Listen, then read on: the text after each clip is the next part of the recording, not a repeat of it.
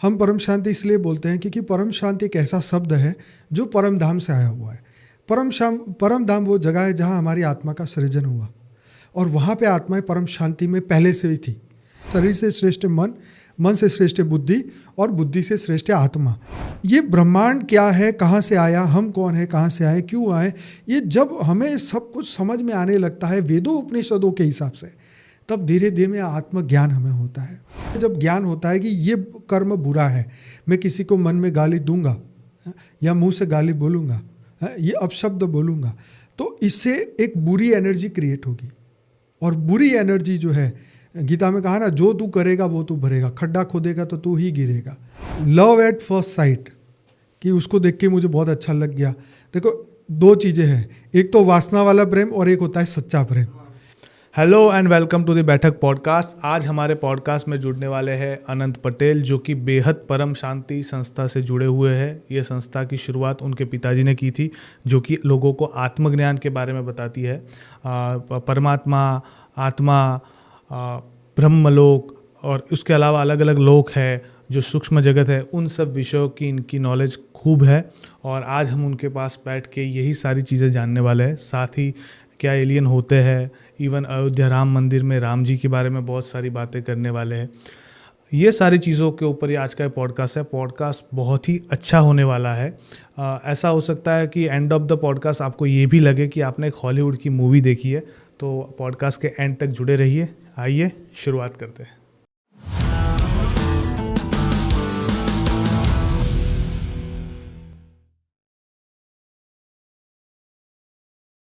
तो नमस्कार। नमस्कार, स्वागत है बैठक में। बहुत बहुत धन्यवाद जी। आज ना आत्मा के विषय में थोड़ी जानकारी के लिए आपको बुलाया है। स्पेशली ये जानकारी ऐसी है कि हर कोई आत्मा परमात्मा की बातें करता है, लेकिन इसमें क्या है कि दो रास्ते हैं। ज़्यादातर हम ये सुनते आते हैं कि आत्मा और परमात्मा का मिलन करना इस जन्म के लिए ज़रूरी है, लेकिन फिर भी कई बार ऐसा होता है कि हम अज्ञानतावश इस जन्म में ऐसे ही घूमते रहते हैं। वासना, काम, क्रोध, लोभ, मोह, इसमें फंसे रहते हैं और वहाँ तक नहीं पहुँच पाते। तो सबसे पहले यही जानना है कि आत्मा है क्या और इसकी उत्थान के लिए हम क्या कर सकते हैं। ओके, बहुत ही बढ़िया क्वेश्चन है। उससे पहले आपका धन्यवाद करूंगा, आपने मुझे बुलाया। और मैं आपको सबसे पहले परम शांति से कहना चाहूँगा कि हम लोग जब भी मिलते हैं हम लोग परम शांति कहते हैं। परम शांति। तो जैसे कोई ओम शांति बोलता है, परम शांति बोलता है, राम राम बोलता है, जय श्री कृष्ण बोलता है, सब अपने अपने अपनी इच्छा के अनुसार सब बोलते हैं। हम परम शांति इसलिए बोलते हैं क्योंकि परम शांति एक ऐसा शब्द है जो परम धाम से आया हुआ है।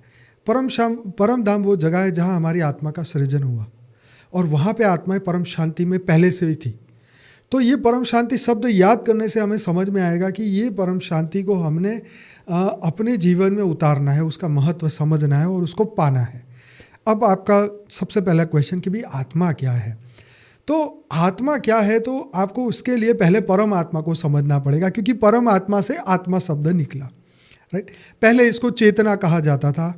आत्मा शब्द महाभारत से हमें भगवान कृष्ण ने गीता में हमें समझाया कि आत्मा है, तू शरीर नहीं है, राइट। उन्होंने महत्वता समझाई कि शरीर से श्रेष्ठ मन, मन से श्रेष्ठ बुद्धि और बुद्धि से श्रेष्ठ आत्मा।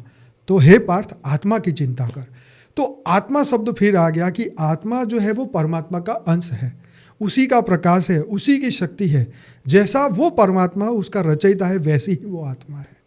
उतनी ही पावरफुल है जितनी परमात्मा स्वयं है। यस।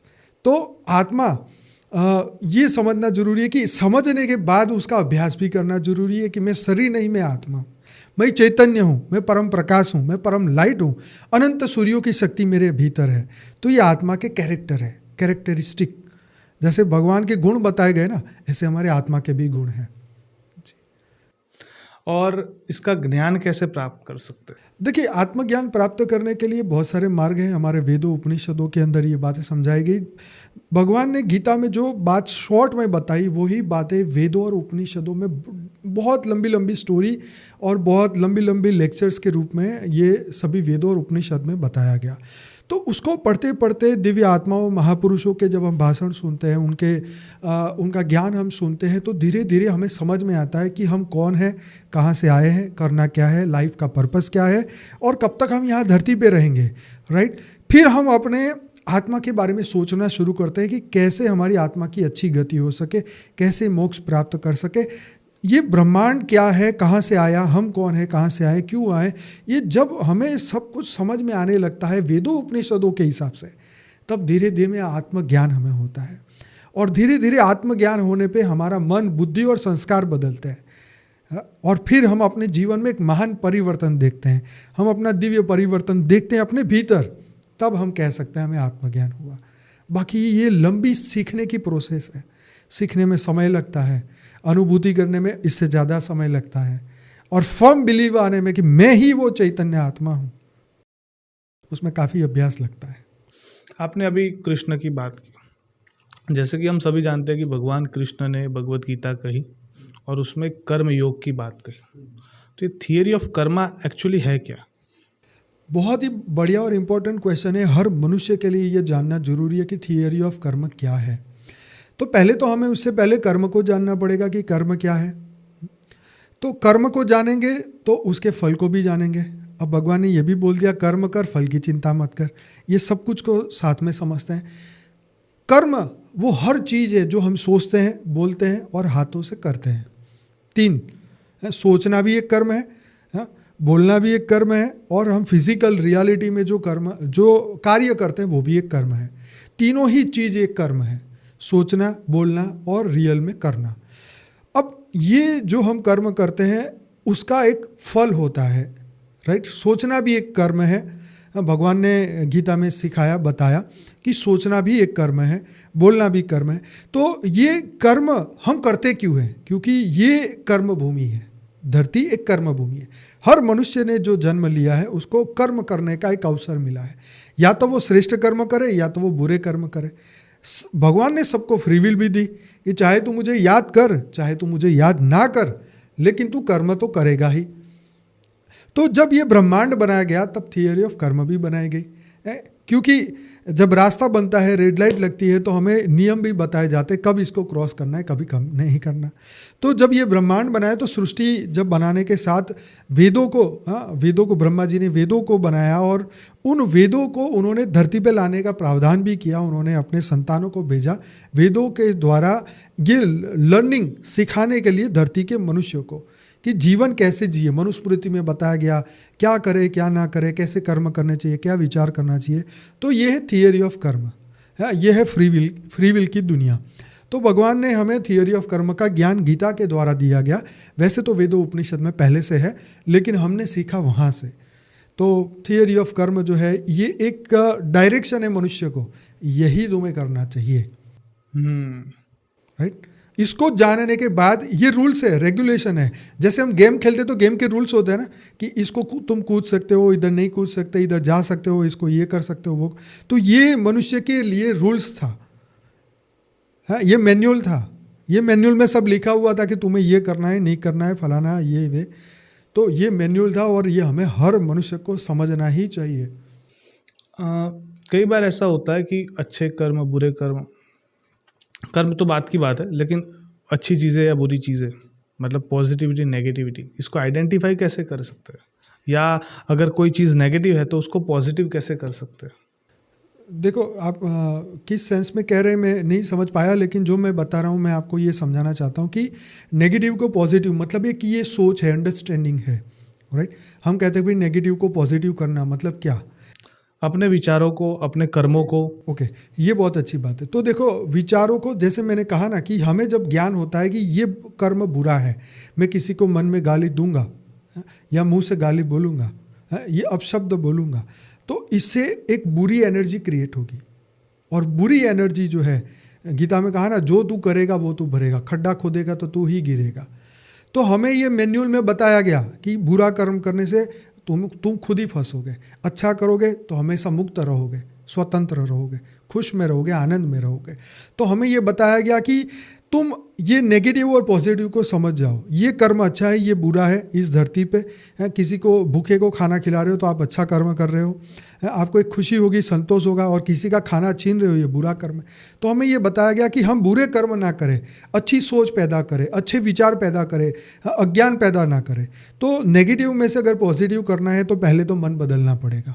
मन बदलेगा तो बुद्धि बदलेगी, बुद्धि बदलेगी तो संस्कार बदलेंगे, और कर्म बदल गए तो संस्कार भी बदल गए, कर्म का फल भी बदल जाएगा। हमारे जो संस्कार होते हैं वो इसी जन्म की देन है, परवरिश की देन है, या पिछले जन्मों का भी कोई नाता होता है उससे?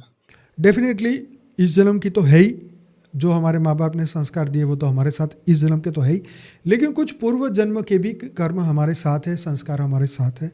मान लो कि एक व्यक्ति बोलता है कि मुझे तो भीख मांगने में इतनी मज़ा आती है, मैं तो अगले कई जन्मों तक भीख मांग सकता हूँ। तो उसने क्या किया, एक अपना फिक्स कर दिया, फ्री विल को यूज़ कर लिया। मैं तो बस काम एक ही करूँगा, खाओ पियो, भीख मांगो, पैसे इकट्ठे करो और मर जाओ। अब पूरी जिंदगी उसने भीख मांगा है, तो जब नया जन्म होगा पहली बात तो भिखारी के घर ही होगा, और वहाँ पर उसके संस्कार, क्योंकि जहाँ जिसके संस्कार होते हैं वहीं उसका जन्म भी होता है। तो वो अमीर घर में नहीं पैदा होगा, वो भिखारी के घर में ही होगा, क्योंकि पूरी पिछले जन्म का अभ्यास है। कहते हैं राजा का बेटा राजा बनता है, हाँ, तो ये यहीं पर, ये यहाँ पर भी लागू होता है। तो ये संस्कारों की बात है, राजा का मतलब संस्कार की बात है कि तुमने जो संस्कार डाले हैं वही तुम्हें पसंद आएगा, वहीं तुम जाके बैठोगे। हाँ, तुम कीचड़ में ही खेले हो तो तुम्हें कीचड़ ही अच्छा लगेगा। तुम्हें अच्छी विचारों की घर में रहे हो, अच्छे विचारों में रहे हो तो तुम्हारे अच्छे विचार ही होंगे। तो ये ही कर्म बंधन, यही तुम्हारे जो विचार है, यही संस्कार बन के अगले जन्म में कैरी फॉरवर्ड ही होते हैं, और इसीलिए हमारे वही संस्कार हमें उसी स्थिति, उसी समय, उसी संजोग में ले जाते हैं। अच्छा, अभी ये पुनर्जन्म की बात हुई कि हमारा अगला जन्म होता है तो वही संस्कार आते हैं, तो ये भी होता है, कई बार देखा गया है कि ऐसे टाइम पे किसी को अपने पुराने जन्म की कुछ चीज़ें याद है, बातें याद है। उसके अलावा भी एक चीज़ होती है कि कई बार ऐसा होता है किसी पर्सन को मिलते हो ना, तो ऐसा पहली बार मिल रहे हो लेकिन ऐसा लगता है कि इसके साथ कुछ पुराना नाता है। हाँ। कई बार प्यार हो जाता है लोगों को, लव एट फर्स्ट साइट वाला। तो इसके पीछे भी कोई ऐसी थियरी है? देखो, ये बिल्कुल सही बात है कि आज हम देखो हमारी फैमिली 5, 10, 20 लोग होंगे, हम उनको बहुत प्रेम करते हैं, क्योंकि वही लोग बार बार ऐसे अनंत जन्मों में हमारे साथ आए हैं। ठीक है, लव एट फर्स्ट साइट, कि उसको देख के मुझे बहुत अच्छा लग गया। देखो, दो चीज़ें हैं, एक तो वासना वाला प्रेम और एक होता है सच्चा प्रेम। तो सच्चा प्रेम जब होता है, ठीक है, तो वो सच्चा कनेक्शन हो तो सच्चा प्रेम होगा। अगर आपका पूर्व जन्म में उस आत्मा से या मनुष्य से या वो लड़की से कोई कनेक्शन ही नहीं रहा है, तो तुम्हारा जो सिर्फ एक अट्रैक्शन वाला रहेगा। मतलब ये कि अच्छी तो लगी पर 2 दिन बाद फिर वो चली भी गई। ठीक, तो सच्चा प्यार नहीं है, वासना वाला प्रेम है। और वासना वाला प्रेम कितना, वासना कितने देर चलती है? 5, 10, 20, 50 मिनट, हाँ, उससे ज़्यादा क्या। तो वासनाएं तो टेम्पररी है, लिमिटेड है। इसलिए आप सच्चे प्यार को ढूंढ रहे हो, सच्चे कनेक्शन को ढूंढ रहे हो, तो फिर उसमें तो समय लगेगा, और जो सही कनेक्शन होगा वही आपके जीवन में आएगा। तो ये कनेक्शन तो होता ही है पूर्व जन्मों के कारण ही। आज हम 15-20 लोगों को प्रेम क्यों करते हैं? क्योंकि पूर्व में भी वही 15-20, कभी भाई बने, कभी माँ बने, कभी बाप बने, इसीलिए हमारा उनसे प्यार है। दुनिया में 700 करोड़ 800 करोड़ लोग हैं, क्या हम उन सबको प्रेम करते हैं? पड़ोसी मर जाए तो जरा भी दुख नहीं होता, लेकिन अपना मर जाए तो पूरा साल हम रोते रहते हैं। तो यही तो फर्क है ना कर्म बंधन का, यही तो हमारा ज्ञान और अज्ञान की बात है। पर ऐसा भी होता है कई बार किसी को मिलने से आपको ऐसा लगता है कि इसको सालों साल से आप जानते हो। हाँ बिल्कुल, ये सच बात है। फिर उससे जुड़ते भी हो और टूट भी जाता है। टूट भी जाता है, फिर कोई दूसरा आ जाता है, फिर दूसरे से जुड़ते हो, तो ये तो फिर वो सही नहीं बैठा ना बात। अब देखो, अनंत जन्म हो गए धरती पे। मान लो कि मेरे पिछले 100 जन्म थे, 100 जन्म में मेरे 100, हर जन्म में अलग अलग दोस्त था। अब पर्टिकुलर कोई एक जन्म में मेरा एक दोस्त था, वो 1 महीने के लिए रहा। अब वही घूमता घूमता घूमता यहाँ पर आया। ठीक है, अब मेरे पास वही आत्मा फिर से जन्म के हिसाब से मुझे मिलता है। तो मेरी 1 महीने की वो दोस्ती थी, तो यहाँ 1 महीने ही चलने वाली। एक बुक थी मैनी मास्टर मैनी लाइफ, उसमें जो टीचर और जो उसका स्टूडेंट था ना, वो 3000 वर्ष पहले भी टीचर और स्टूडेंट ही थे। वो उस बुक में लिखा हुआ है। मतलब ये मैं आपको बताना चाहता हूँ कि पूर्व जन्म के कर्म के अनुसार ही लोग अच्छे लगते हैं और बुरे भी लगते हैं। कई बार ब्लड रिलेशन ना हो तो भी वो हमें बहुत अच्छे लगते हैं। हाँ, इसलिए हम कहते हैं ना, ये तो मेरे वाइब मुंह मैच बोले हो भाई वाइब है। मैच हो गई। हाँ, मुंह बोला भाई, मुंह बोले बहन, मुंह बोला। तो ये ना ब्लड रिलेशन ऐसा जरूरी नहीं है। ब्लड रिलेशन से कुछ नहीं होता है। अपने भी छोड़ के नहीं चले जाते माँ बाप को, और जो नहीं होते तो भी वो अपने माँ बाप को, दूसरों को भी माँ बाप की सेवा कर लेते हैं। तो ये सब कुछ उसके ज्ञान अज्ञान के ऊपर है और उसके कर्म के बंधन के ऊपर है। कई बार लोग ऐसे रास्ते में मिल जाते हैं। आपने सुना होगा, ये व्यक्ति रेस्टोरेंट में गया, उसने वेटर के $1000 की गिफ्ट दे दी या टिप दे दी। तो कैसे दे दी? क्योंकि उसने उसको पिछले जन्म में दिया होगा तो उसका मन में आ गया। इसलिए ये सब कर्मों का खेल है। किसी व्यक्ति को देख के हमें लगता है कि अरे ये तो बहुत अच्छा बंदा है, और किसी को लगता है कि भाई इसकी परछाई ना ले, दूर रह तू इससे। तो ये सब पूर्व रिकॉर्डिंग ही है जो हमें अच्छा और बुरे का अंदर से मन के अंदर भाव पैदा हो जाता है, क्योंकि रिकॉर्डिंग है। अभी ना आप एक किताब लेके आए हो, लाइफ इन मल्टीवर्स। हाँ जी, हाँ जी। इसके बारे में थोड़ा कुछ बताइए। देखिए, ये लाइफ इन मल्टीवर्स जो बुक है, हमारे बापूजी दशरथ भाई पटेल हमारे पिताजी है, मेरे पिताजी है, और हमारे गुरु भी है, हमारे परमात्मा भी है। और उन्होंने हमें जो ज्ञान दिया है वो ज्ञान को हमने इस किताब के माध्यम से दुनिया तक पहुंचाने की कोशिश की है। इसके अंदर अनंत ब्रह्मांडों का रहस्य समझाने की कोशिश की है, सोल जर्नी की बात कही है, स्व परिवर्तन की बात कही है, मनुष्य 84 लाख योनि से कैसे मुक्त हो सकता है, स्व का कल्याण कैसे कर सकता है, मुक्ति कैसे पा सकता है, जीवन मुक्ति कैसे पा सकता है, कैसे वो अपने अधोगति के मार्ग से उद्वगति की ओर जा सकता है, पूरे आदि मध्य का अंत का रहस्य क्या है, ये ब्रह्मांड कब से चल रहा है, सृष्टि कब से चल रही है, ये 7 लोग ब्रह्मांड के 7 लोग ऊपर 7 लोग नीचे, उसमें जीवन है तो कैसे जीवन है वो समझाया। यूएफओ, एलियन, पैरेलल यूनिवर्स की बात बताई गई कि G1 से G17 तक के यूनिवर्स की बात कही, वहाँ के तत्व कैसे हैं, वहाँ की बॉडी कैसी है उसके ऊपर बात करी गई, वहाँ के आत्मा की अंदर एनर्जी कितनी है वो बात कही गई। जैसे हम बोलते हैं कि हम ब्रह्म स्वरूप हैं, हमारे अंदर ब्रह्म की शक्तियाँ हैं, तो ऐसे अनंत ब्रह्मांडों में शिव, महाशिव, परम महाशिव है, इतना बड़ा क्रिएशन है ये पूरा मल्टीवर्स के अंदर, उसकी बात बताई गई कि ये छोटा सा संसार नहीं है। इसमें यूएफओ, एलियन, भूत प्रेत, न जाने कितना कुछ है, लेकिन हम अपनी लिमिटेड दृष्टि के साथ हम लिमिटेड चीज़ें देख सकते हैं, उसी को ही हम उसके ऊपर ही अपना फ्री विल यूज़ करते हैं। तो रियल में अगर आप अपना ब्रॉड सेंस को समझना चाहते हो, अपनी चैतन्यता को समझना चाहते हो, आत्मा की अथाह गहराइयों में जाके उसको परम सत्य को जानना चाहते हो, तो आपको ये बुक पढ़नी चाहिए, और ये फ्री है। और आप इसको अभी डाउनलोड कर सकते हैं, paramshanti.org पर जाइए, हिंदी और इंग्लिश का लिंक मैं अपने डिस्क्रिप्शन में डाल दूंगा, तो हिंदी और इंग्लिश में आप डाउनलोड कर सकते हैं। और ऐसी 12 भाषा में ये बुक आई है, वो भी फ्री है हर जगह पे। तो इवन उर्दू में भी बनी है और संस्कृत में भी बनाई गई है इसे। अच्छा। क्योंकि यहाँ पे हमारे बापूजी को फॉलो करने वाले सभी देशों में लोग हैं, सभी रिलीजन के लोग हैं, इवन इस्लाम धर्म को मानने वाले भी लोग हमारे बापूजी की बातें सुनते हैं, मानते हैं, उसको अनुभूति करते हैं, और पूरी तरीके से खुश होकर इस बुक को शेयर भी करते हैं वो लोग आगे। क्योंकि देखो, आत्मा का कोई धर्म नहीं है, ये तो शरीर का धर्म है। मान लो कोई व्यक्ति पाकिस्तान में जन्म लिया है, तो क्या जरूरी है कि हर बार, क्योंकि पाकिस्तान तो अभी बना ना, आत्मा की जर्नी तो कब से चल रही है, धरती को बने 400 करोड़ वर्ष हुए। हाँ, तो 400 करोड़ वर्ष में कोई जरूरी थोड़ी कि इस्लाम धर्म तो 2000 वर्ष से आया, उससे पहले भी तो उसका जीवन था, उससे पहले भी तो उसके संस्कार थे, उसके कर्म बंधन थे। तो यहाँ पे जो आत्मा को मानते हैं वो लोग बनते नहीं है रिलीजन में, है ना। ये आत्मज्ञान है, यहाँ पे कोई पर्दा नहीं है कि तुम जैन हो तो नहीं आ सकते, या तुम मुस्लिम हो या क्रिश्चियन हो, यहाँ तो ओपन है। तुम अगर आत्मा अपने आप को मानते हो तो ये पढ़ो, बस सीधी बात है। अगर तो तुम कहो जी मैं तो मनुष्य हूँ, मैं तो सुखी हूँ, मैं तो बस मुझे कुछ नहीं चाहिए, तो मत पढ़ो, सीधी बात है। आत्मज्ञान के लिए सबसे बढ़िया बुक है ये, मैं भी स्पेशली आज ही पढ़ूंगा इस बुक को। बिल्कुल। और पर पढ़ने से पहले ना मैं थोड़ा अपना इंटरेस्ट और डेवलप करना चाहता हूँ, इसलिए मैं, आपने बोला ना सृष्टि कब से बनी, इसके बारे में आप बताइए। देखो, सृष्टि आपको सबसे बहुत इंपॉर्टेंट ये क्वेश्चन है, आज तक बहुत कम लोग इसके आंसर दिए, पर मैं आपको बताना चाहता हूँ कि सृष्टि, हमारा जो ये ब्रह्मांड है, पहले आप समझो, जिसको आप सृष्टि कहते हो, हाँ, ये ब्रह्मांड को आपको समझना चाहिए कि इसका दायरा कितना है। क्योंकि ब्रह्मांड को आप यूनिवर्स भी कह सकते हैं, ब्रह्मांड को आप मल्टीवर्स भी कह सकते हैं, ब्रह्मांड को सोलर सिस्टम भी कह सकते हैं। तो हमारे शास्त्रों के अनुसार हमारे बापूजी ने बताया कि हमारा एक सोलर सिस्टम एक ब्रह्मांड है। अच्छा, अभी ना एक 2 दिन पहले एक इवेंट हुआ, बहुत बड़ा इवेंट है। जी वैसे तो इवेंट शब्द छोटा पड़ जाए, हाँ राम जी आ गए बिल्कुल बिल्कुल बिल्कुल। और मंदिर में बड़ी अच्छी से प्राण प्रतिष्ठा हुई। उसके बारे में हम थोड़ी बात कर रहे थे, तो आपने कुछ बताया था, वो रिपीट कीजिए एक बार फिर से।